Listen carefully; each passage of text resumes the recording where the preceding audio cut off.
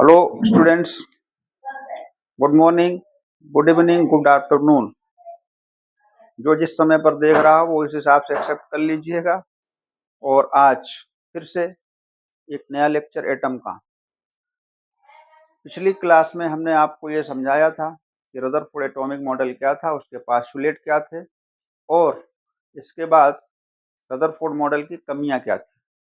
Rutherford model की कमियां यानी डिमेरिट्स, ड्रॉबैक या लिमिटेशंस पढ़ने के बाद आपके मन में इच्छा हो रही होगी कि आगे क्या हुआ एटम के बारे में। तो एटम का एक नया एपिसोड आपके सामने आ रहा है और वो फाइनल एपिसोड होगा एटम के बारे में। इसके बाद इसके कैलकुलेशन स्टार्ट होंगे। तो जो फाइनल एटॉमिक मॉडल जो अभी चल रहा है, जो अभी तक वैलिड है, उसका नाम है बोहर्स एटॉमिक मॉडल। तो ये बोहर एटॉमिक मॉडल में अगर आपने रदरफोर्ड मॉडल को पढ़ लिया, उसकी कमियों पर ध्यान दीजिए। तो उसकी कमियों को ये बोहर्स नील्स बोर नाम के जो साइंटिस्ट थे, this is a student of Rutherford, इन्होंने रदरफोर्ड की ही लेबोरेटरी में लगभग 2 वर्षों तक उस मॉडल की स्टडी की और उसमें होने वाली जो डिमेरिट्स या कमियां थी, उस कमी को पूरा करके इन्होंने उसमें कुछ मॉडिफिकेशंस किया। ये कभी नहीं हो सकता, ये मॉडल रदरफोर्ड का ही है, लेकिन नील्स बोर ने 1913 में, कब, 1913, 2 साल बाद, रदरफोर्ड मॉडल के आने के 2 साल बाद 1913 में उन्होंने कुछ मॉडिफिकेशन करके इस मॉडल को एक नया रूप दिया जो उसकी कमियों को दूर करता है। और ये परफेक्ट मॉडल जो आपके सामने है, आइए जानते हैं इस मॉडल में क्या क्या बातें उन्होंने कही। तो रदरफोर्ड एटॉमिक मॉडल के बाद बोहर्स एटॉमिक मॉडल, आइए अपन देखते हैं कि बोहर्स एटॉमिक मॉडल में क्या है। तो इनके कुछ पोस्टुलेट्स हैं, इनको अपन देखते हैं। पहला पोस्टुलेट जो बोहर्स एटॉमिक मॉडल का था वो ये था, रदरफोर्ड कह रहे थे कि इलेक्ट्रॉन न्यूक्लियस के चारों तरफ अलग अलग सर्कुलर ऑर्बिट में कहीं भी रिवॉल्व कर सकता है। लेकिन बोर्स ने उस बात को कहा कि नहीं, ऐसा नहीं है, इलेक्ट्रॉन न्यूक्लियस के चारों तरफ रिवॉल्व तो करेंगे पर वो हर जगह रिवॉल्व नहीं करते हैं, कुछ ही ऑर्बिट में होते हैं, कुछ क्वांटाइज्ड ऑर्बिट होते हैं, जो फिक्स ऑर्बिट होते हैं, हर ऑर्बिट एग्जिस्ट नहीं करेगा। तो उन्होंने पहली बात क्या बताया, उन्होंने ये कहा कि इलेक्ट्रॉन्स जो हैं, electrons revolve around the nucleus, around the nucleus, electron nucleus के अराउंड चारों तरफ रिवॉल्व करते हैं। लेकिन क्या होता है, इन कुछ ही ऐसे ऑर्बिट हैं, सर्टेन फिक्स्ड ऑर्बिट, हर ऑर्बिट में रिवॉल्व नहीं करते हैं, उन ऑर्बिट्स में रिवॉल्व करते हैं जो फिक्स हैं, कुछ ही हैं। इनकी एनर्जी क्या है, इस फिक्स्ड, इनकी एनर्जी भी क्या होती है, फिक्स्ड होती है। इसका मतलब है इन्होंने एनर्जी लेवल की बात की है कि इलेक्ट्रॉन रिवॉल्व होने का अलग अलग एनर्जी लेवल होता है। इन्हीं ऑर्बिट को हम क्या बोलते हैं, दिस और कॉल्ड, इन्हीं को हम आप बोलते हैं एनर्जी लेवल। अगर आप केमिस्ट्री पढ़े, फिजिक्स पढ़े, केमिस्ट्री में तो जो आप एनर्जी लेवल पढ़ते हैं, जैसे लाइक इनको हम रिप्रेजेंट करते थे के, एल, एम, एन, इस तरह से। जैसे यहाँ पर एक न्यूक्लियस है, पहला ऑर्बिट, पहला ऑर्बिट को ऑर्बिट नंबर के बोलते हैं, दूसरा ऑर्बिट इसको एल बोलते हैं, तीसरा ऑर्बिट एम बोलते हैं, चौथा ऑर्बिट एन बोलते हैं। अब जैसे ये पहला ऑर्बिट है, इसमें इलेक्ट्रॉन रिवॉल्व कर रहा है, अब इसके बीच में जो स्पेस दिख रहा है, इस स्पेस में कोई इलेक्ट्रॉन नहीं होगा, ऐसा बोर्स का कहना था। रदरफोर्ड कह रहे कहीं भी हो सकता है, लेकिन बोर्स कह रहे नहीं, कहीं भी नहीं हो सकता। इस तरह से फिक्स ऑर्बिट हैं जिसमें इलेक्ट्रॉन रिवॉल्व करेगा। तो ये उन्होंने मॉडिफिकेशन दिया।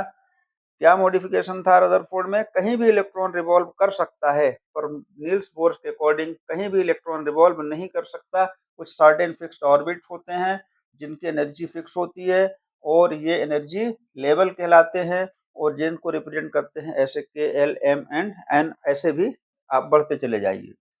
फिर दूसरी बात जो नील्स बोर की आ रही है, जैसे क्लासिकल फिजिक्स में ये बताया जाता है कि accelerated charge particle electron emit करता है, वो एनर्जी एमिट करता है, लेकिन इनमें जो घूम रहा है इलेक्ट्रॉन है एनर्जी इमिट नहीं कर रहा है।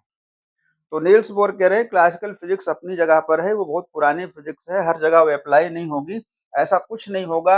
हमारे मॉडल में ये कह रहे हैं कि एक रिवॉल्विंग इलेक्ट्रॉन जो होता है, अगर कोई इलेक्ट्रॉन रिवॉल्व कर रहा है and revolving electron do not emit, यह कुछ भी एमिट नहीं करेगा, डू नॉट एमिट, और ना ही एब्जॉर्ब करेगा एनर्जी। ये घूमता हुआ इलेक्ट्रॉन ना तो एनर्जी एमिट करेगा और ना ही एनर्जी एब्जॉर्ब करेगा। जब एनर्जी एमिट और एब्जॉर्ब नहीं करेगा तो क्या होगा, अपनी ऑर्बिट में ही अपनी एनर्जी के साथ घूमता रहेगा। ठीक है, लेकिन अगले ही बात कह रहे हैं कि एक घूमता हुआ इलेक्ट्रॉन, अभी कह रहे हैं नहीं एमिट करेगा, नहीं एब्जॉर्ब करेगा, लेकिन आगे कह रहे हैं एमिट कर भी सकता है, एब्जॉर्ब भी कर सकता है। लेकिन कह रहे हैं कि while द रिवॉल्विंग इलेक्ट्रॉन, अगर रिवॉल्विंग इलेक्ट्रॉन emit और एब्सॉर्ब एनर्जी, अगर कोई घूमता हुआ रिवॉल्व करता हुआ इलेक्ट्रॉन एनर्जी एब्सॉर्ब या एमिट करेगा, it must electron change their orbit, तो इलेक्ट्रॉन को अपना ऑर्बिट चेंज करना होता है। अगर इस ऑर्बिट में इलेक्ट्रॉन घूम रहा है और उसकी इच्छा है कि मैं एनर्जी एमिट करूं या एब्जॉर्ब करूं, तो एनर्जी एब्जॉर्ब करेगा तो उसकी एनर्जी बढ़ जाएगी, तो आगे वाले ऑर्बिट में चला जाएगा। अगर कम हो जाएगी, इमिट कर देगा, तो नीचे वाले डाउन एनर्जी लेवल वाले में चला जाएगा। तो कर सकता है, लेकिन अपना ऑर्बिट उसे चेंज करना पड़ेगा। फिर नेक्स्ट क्या बोलना चाह रहे हैं कि जो एनर्जी इमिट या एब्जॉर्ब करेगा, है ना, इमिट या एब्जॉर्ब करेगा, ऐसा नहीं है कि हर कुछ एनर्जी इमिट कर देगा, हर कुछ एनर्जी एब्जॉर्ब कर लेगा।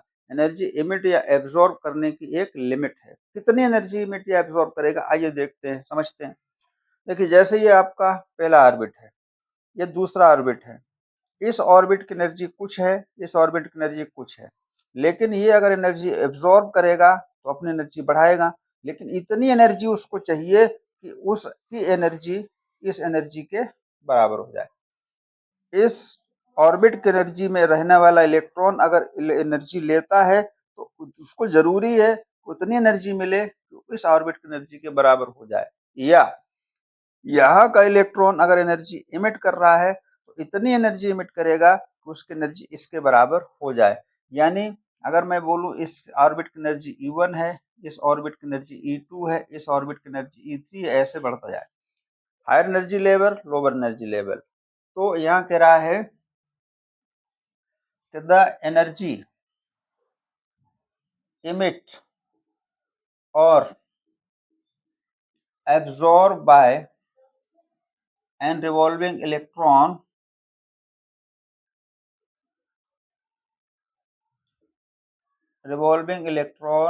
ये इज इक्वल टू, किसके बराबर होनी चाहिए, the difference of energy of two participating orbit.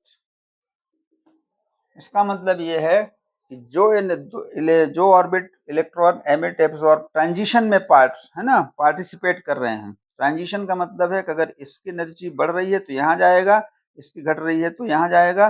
ये दो ऑर्बिट वो हो गए जो ट्रांजिशन में पार्टिसिपेट कर रहे हैं। इन दोनों के एनर्जी लेवल या कोई भी दो ऑर्बिट के एनर्जी लेवल के डिफरेंस के बराबर एनर्जी ली या दी जा सकती है। इसको ऐसे लिखते हैं, इमिटेड या absorb energy equal to E2 minus E1। E2 higher energy level, E1 lower energy level. इन दोनों के एनर्जी लेवल का जो डिफरेंस होगा उतनी ही एनर्जी क्या कर पाएंगे, इमिट कर पाएंगे।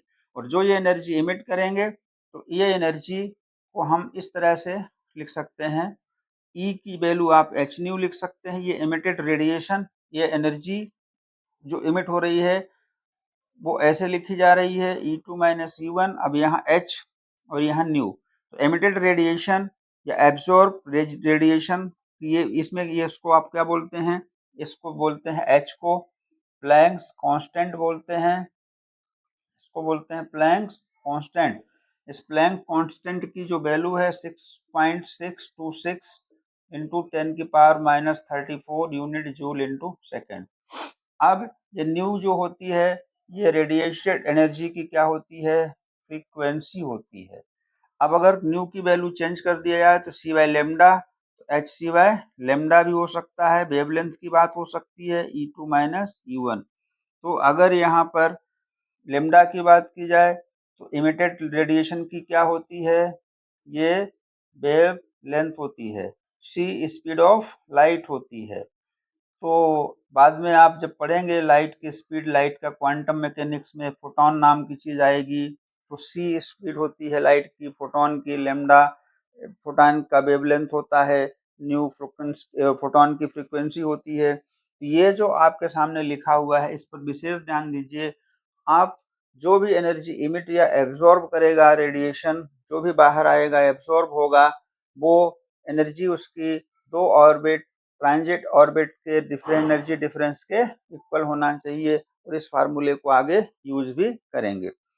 नेक्स्ट ये कह रहे हैं कि जो इलेक्ट्रॉन किसी ऑर्बिट में रिवॉल्व कर रहा है, या तो हम ये कहें कि उस इलेक्ट्रॉन की एनर्जी या हम ये कहें उस ऑर्बिट की एनर्जी, दोनों शब्दों में कोई इधर उधर नहीं करना है ना। The energy of revolving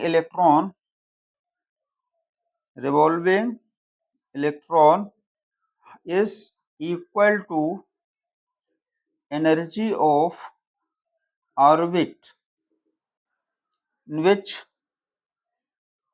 electron is revolve, जिसमें इलेक्ट्रॉन क्या कर रहा है, रिवॉल्व कर रहा है, उस ऑर्बिट की एनर्जी या उसमें रिवॉल्व होने वाले इलेक्ट्रॉन की दोनों की एनर्जी सेम होती है, और लगभग दोनों एक ही बातें हैं। चाहे ये कह देना कि ऑर्बिट की एनर्जी, या ये कह देना उसमें घूमने वाले इलेक्ट्रॉन की एनर्जी।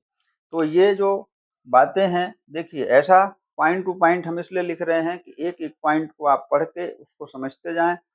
ये जरूरी नहीं है कि आपको कहीं बुक्स या किताबों में ऐसे पॉइंट्स मिलेंगे 1 2 3 4 5। ये पॉइंट्स हमने आपको सिंपलेस्ट फॉर्म में बना के दिया है ताकि आप इसे पॉइंट टू पॉइंट नोट करें। जरूर नोट बनाइएगा। अगले पास्टुलेट की तरफ आते हैं, और अगला पास्टुलेट जो है इसका थोड़ा समझिएगा, इसको नोट कर लीजिएगा।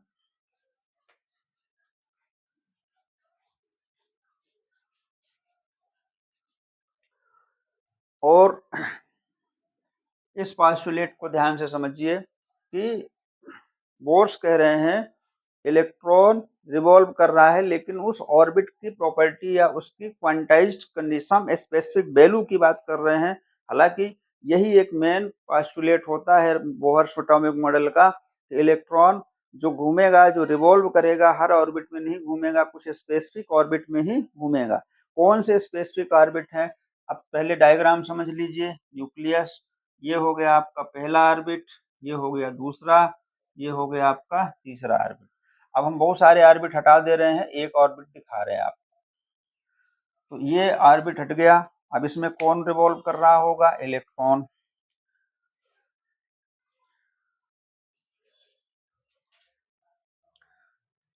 तो ये जो इलेक्ट्रॉन यहाँ पर क्या कर रहा है, रिवॉल्व कर रहा है। इस इलेक्ट्रॉन की इस तरफ यहाँ पर देखिए टेंजेंशियल लीनियर वेलोसिटी होती है, ये उसका रेडियस होता है। रिवॉल्विंग इलेक्ट्रॉन का कुछ मास होता है। अब ये रेडियस, ये वेलोसिटी का डायरेक्शन, हर जगह ये अपना डायरेक्शन चेंज करेगा। तो डायरेक्शन चेंज करेगा, ये आप पहले भी समझ चुके हैं सेंट्रीपिटल फोर्स के कारण। लेकिन ये जिस ऑर्बिट में घूम रहा है या जिसमें जो इलेक्ट्रॉन घूम रहा है, उस इलेक्ट्रॉन या ऑर्बिट की एंगुलर मोमेंटम की बात कर रहे हैं। कह रहे हैं the electron revolve only those circular orbit their angular momentum is integral multiple of h/2 पाई। देखिए इसका स्पेसिफिक नाम भी है, इसका जो स्पेसिफिक नाम रखा गया है वो स्पेसिफिक नाम है बोहर्स क्वांटाइजेशन कंडीशन। इसको आप कह सकते हैं बोहर्स क्वांटाइजेशन कंडीशन।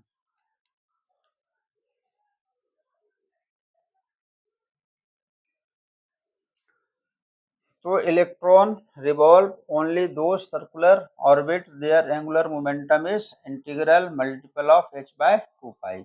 अब यहाँ h के बारे में बता है, क्वांटाइज ये प्लैंक कांस्टेंट है, 2 पाई कांस्टेंट है। इस कांस्टेंट का इंटीग्रल मल्टीपल मतलब इसका ये हुआ कि एंगुलर मोमेंटम जो L होगा वो h/2 पाई होगा, या तो 2h/2 पाई होगा या 3h/2 पाई।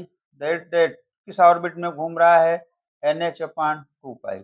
अब ये जो n है ये दो बातें बताता है, डायरेक्ट लिखते हैं NH/2 पाई।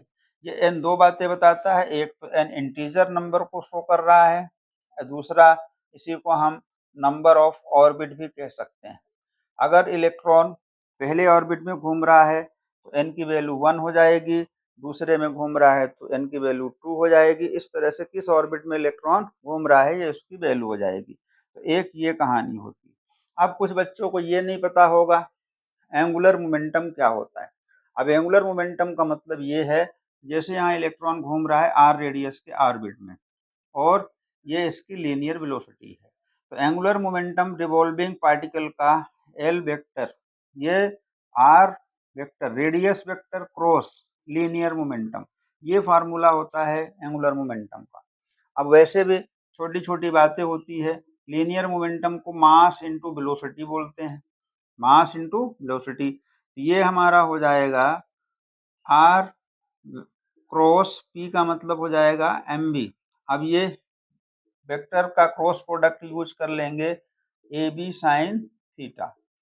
अब यहाँ पर एल वेक्टर की वैल्यू हो जाएगी आर ए हो गया एम बी साइन थीटा। के बारे में देखिए टेंजेंशियल वेलोसिटी और रेडियस के बीच एंगल 90 होता है, तो ये 91 हो गया, तो ये एम वी आर हो जाएगा। तो ये एल वेक्टर की जो वैल्यू है वो एम वी आर हो जाती है।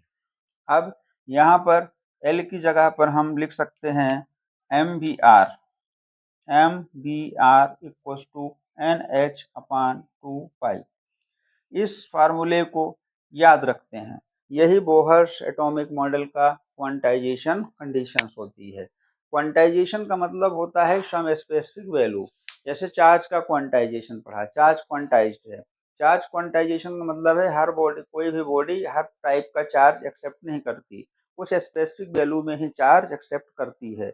जैसे इलेक्ट्रॉनिक चार्ज का इंटीग्रल मल्टीपल हो, एक इलेक्ट्रॉन, दो इलेक्ट्रॉन, तीन इलेक्ट्रॉन, इस तरह से चार्ज जो एक्सेप्ट करता है। कोई ऐसा बीच का वैल्यू एक्सेप्ट नहीं करता जो फ्रैक्शन हो। ठीक उसी प्रकार से इलेक्ट्रॉन उसी किसी फिक्स ऑर्बिट में ही घूमेगा, ऑर्बिट छोड़कर उसके अगल बगल से नहीं घूमेगा। इसलिए इसको बोलते हैं इलेक्ट्रॉन वहीं रिवॉल्व करेगा जिस ऑर्बिट का एंगुलर मोमेंटम h/2 पाई का इंटीग्रल मल्टीपल ये n इंटीजर नंबर में होगा। लाइक 1 होगा, पहला ऑर्बिट 2 होगा, दूसरा 3 होगा। तो ये आपसे एग्जाम में भी पूछ सकता है कि फर्स्ट ऑर्बिट का एंगुलर मोमेंटम कितना होता है, n1 रख दीजिए, सेकेंड ऑर्बिट का एंगुलर मोमेंटम n2 रख दीजिए, थर्ड ऑर्बिट का 3 रख दीजिए। तो इस तरह से ये आखिर जो आपका basic main Bohr's atomic model का सिचुएशन यही है, बाकी सब चीज़ें उसके सपोर्ट में लिखी गई हैं। तो ये कहलाता है बोहर्स एटॉमिक मॉडल के पोस्टुलेट, और यही कहानी आपको अब से आगे तक पढ़ते रहना है।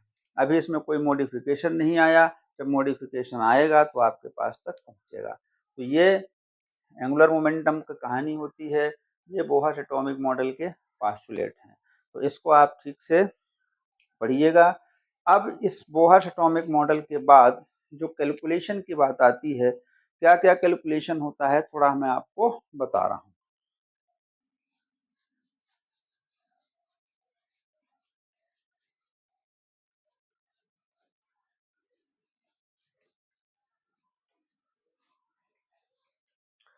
तो बोहस एटॉमिक मॉडल में हम क्या क्या कैलकुलेट करते हैं, जिस ऑर्बिट में इलेक्ट्रॉन घूमता है उस ऑर्बिट की रेडियस निकालते हैं, इसको आर लिखते हैं, रेडियस ऑफ ऑर्बिट।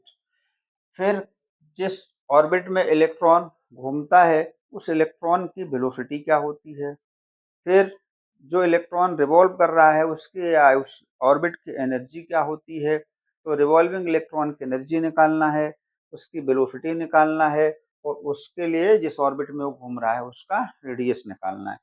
तो सबसे पहले हम आपको रेडियस ऑफ ऑर्बिट कैलकुलेट करना बता रहे हैं। किसका रेडियस? ऑर्बिट का रेडियस। किसी भी एटम का किसी भी ऑर्बिट की रेडियस आप निकाल सकते हैं जनरली। देखिए आप ये दोनों फार्मूले देखिए। सबसे पहले ये लिखा गया था कि सेंट्रीपिटल फोर्स इलेक्ट्रॉन को घूमने के लिए 1/4πε0 Ze²/r²। ये जो आपका फार्मूला आया था, हमने आपसे बोला था कि ये रदरफोर्ड जो कह रहे हैं इलेक्ट्रॉन को रिवॉल्व होने के लिए सेंट्रीपिटल फोर्स न्यूक्लियस और इलेक्ट्रॉन के बीच लगने वाले फोर्स से बनता है, ये वही है। दूसरा अभी अभी हमने जस्ट पढ़ा है कि जो mvr है वो NH/2π के इक्वल होता है। अब ये पूरे मॉडल में दोनों मॉडल में मिला करके ये दो ही आपको कैलकुलेशन दिखाई दिए हैं, बाकी सब थ्योरी था। अब इसमें जितनी भी चीजें आई हैं सबसे पहले आपका टारगेट क्या है, हम रेडियस बताएंगे। तो रेडियस देखो इसमें भी है इसमें भी है, वेलोसिटी यहाँ भी है वेलोसिटी यहाँ भी है। अब दोनों इक्वेशन के हेल्प से हम क्या करेंगे, एक किसी क्वांटिटी को जिसको नहीं निकालना है उसको हम क्या करते हैं, एलिमिनेट कर देते हैं। तो हमको v नहीं निकालना है तो यहाँ से हम v की वैल्यू बनाते हैं, एन एच एम और आर नीचे तो 2πn एम आर, ये यहाँ चला गया। अब ये जो v की वैल्यू बनी है यहाँ v की जगह पर पुट कर देते हैं। तो पुट इन इक्वेशन 1। इक्वेशन 1 में किसकी वैल्यू पुट करते हैं, m/r अलग लिखिए, v की वैल्यू ये है NH/2πmr दैट इज स्क्वायर, यहाँ स्क्वायर है, इक्वल्स टू 1/4πε0 Ze²/r²। इसको अपन सोल्व करते हैं, m/r n का स्क्वायर और h का स्क्वायर, 4π का स्क्वायर m का स्क्वायर r का स्क्वायर, 4πε0 Ze²/r²। अब इसके बाद इसमें से कौन कौन सी चीजें आप कैंसिल कर पाएंगे, देखिए पहला तो r² कैंसिल हो रहा है, r² के कैंसिल होने के बाद यहाँ से क्या कैंसिल हो सकता है, देखिए एक m तो यहाँ से ही कैंसिल हो जाएगा, 4 भी कैंसिल हो रहा है, एक पाई यहाँ से कैंसिल हो रहा है, r बच गया। अब लगभग सभी हो गए। अब देखते हैं क्या बच रहा है, तो बचने वाली चीज है n² h²। यहाँ क्या बच रहा है, r, एक पाई, एक m और इधर Ze², ये बच रहा है ε0। इसको सॉल्व करते हैं r के लिए। तो r के लिए जब सॉल्व कर लोगे इसको तो r की जो वैल्यू आएगी वो आएगी n² h², ये इधर आ जाएगा ε0 डिवाइड हो जाएगा, ये पाई है m है Ze², पाई m Ze², ये बन गया आपका रेडियस। इस रेडियस के फार्मूले से आप क्या निकाल सकते हैं, रेडियस। लेकिन बड़ा कॉम्प्लिकेटेड दिख रहा है, बहुत सारी वैल्यूज हैं। h की वैल्यू है, h की वैल्यू याद करना पड़ेगा कितना, 6.626 इंटू 10⁻⁻34। ε0 इसकी वैल्यू याद करनी पड़ेगी, मास ऑफ इलेक्ट्रॉन भी याद करना पड़ेगा, पाई की वैल्यू भी तो याद ही रखनी होगी, इलेक्ट्रॉनिक चार्ज 1.6 इंटू 10⁻⁻19 कूलॉम में ये सारी वैल्यूज आपको बार बार इसमें रखनी पड़ेगी, परेशानी होगी, तो आपको परेशान ना करें, इसको थोड़ा सा सही कर देता हूँ। अब देखिएगा यहाँ, ये है आर, जेड और एन आपको बार बार चेंज करने पड़ सकते हैं। अगर फर्स्ट ऑर्बिट निकालेंगे तो 1 लिखना पड़ेगा, एटॉमिक किस एटम का निकाल रहे हैं एटॉमिक नंबर लेना पड़ेगा, ये तो बार बार रखना, इसको तो नहीं रख सकते। बाकी ये सारी वैल्यू जिसमें हमने सॉल्व कर दिया, और सॉल्व करने के बाद जो भी बचकर आता है 0.529 ये आएगा, 0.529 into N square by Z, और ये वैल्यू आपकी मीटर में नहीं मिलने वाली है, ये वैल्यू आपको मिलने वाली है एंगस्ट्रॉम में, क्योंकि एक एंगस्ट्रॉम 10 की पावर -10 मीटर, ये ऐसा आया है इसमें, इसको बदल के एंगस्ट्रॉम में कर दिया। अब ये वैल्यू आपके सामने लिखी हुई है, कभी भी किसी का भी निकालना हो फटाफट इसमें वैल्यू पुट करिए, निकाल दीजिए। ऐसे भी याद कर सकते हैं, इसको राउंड ऑफ करके 5 3 कर दीजिए, N square by Z angstrom. इसी को बोलते हैं orbit of, radius of orbit. अब जरा इस पर ये इसको पॉज करके नोट कर लीजिए। अब इसके बाद थोड़ा सा निकाल के दिखाता हूँ।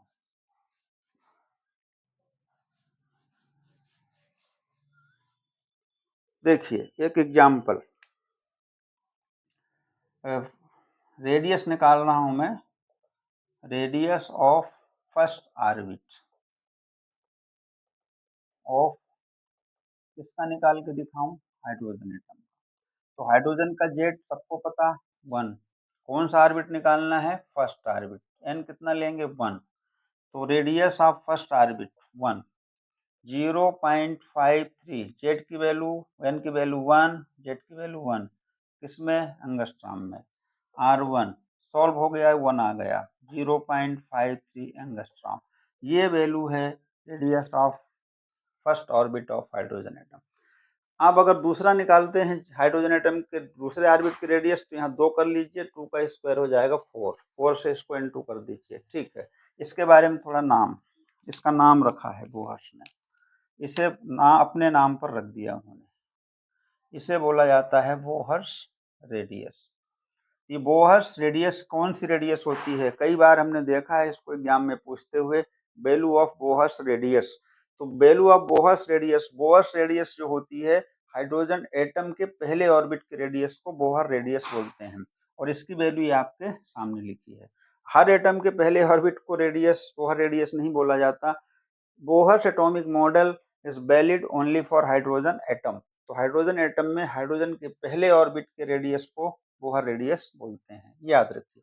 अगर मान लो दूसरा निकालना है, तो N equals to two, N equals to two, तो रेडियस नंबर 2, 0.53 इंटू एन की वैल्यू 2, 2 का स्क्वायर, और यहाँ 1 जेड ही रहेगा, यंगस्ट्रॉम। मैं सॉल्व नहीं कर रहा हूँ, एन इक्वस टू 3, R3 0.53, 3 का square, R4 n equals to 4, R4 0.53 into 4 की पावर 2 एंगस्ट्रॉम।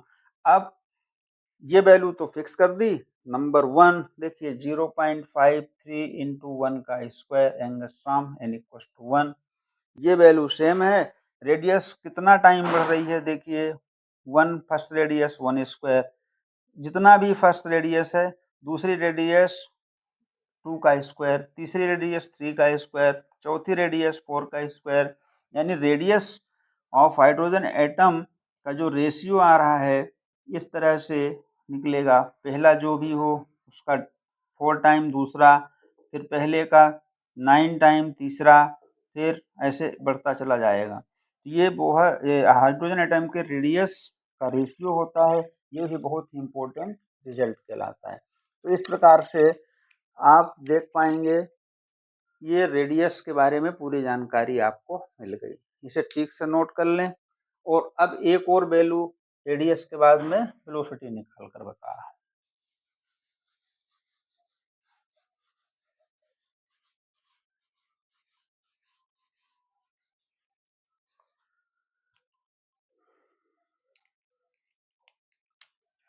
अब देखते हैं वेलोसिटी ऑफ रिवॉल्विंग इलेक्ट्रॉन। अब इलेक्ट्रॉन जिससे स्पीड से ऑर्बिट में घूम रहा है उसको भी देख लेते हैं। अब वेलोसिटी के लिए फिर से मैं वही दोनों इक्वेशंस लिख रहा हूँ। देखिए क्या लिखा हुआ था, अच्छा पहला नहीं लिख रहा हूँ, दूसरा लिख रहा हूँ, mvr इक्वल्स टू nh अपान 2 पाई। ये दूसरा इक्वेशन था हमारा, पहले जाके देखिए। अब हमको क्या मिल गया, r कितना मिल गया, n square h square epsilon not divided by pi m Z E square, ये हमको r मिल गया। इस r को यहाँ पुट करते हैं तो r गायब होता है, तो m v n square h square epsilon not pi m Z E square equals to N H upon 2 pi. अब इसमें से कैंसिल करते हैं, n भी कैंसिल एक होगा, एक h भी कैंसिल होगा, पाई यहाँ से कैंसिल होगा, बाकी कुछ नहीं कैंसिल होगा। तो अब हम क्या निकालने जा रहे हैं, पहले लिख देता हूँ, M B N H epsilon not upon M Z E square equals to 1/2। अब इसमें से हमको निकालना है v।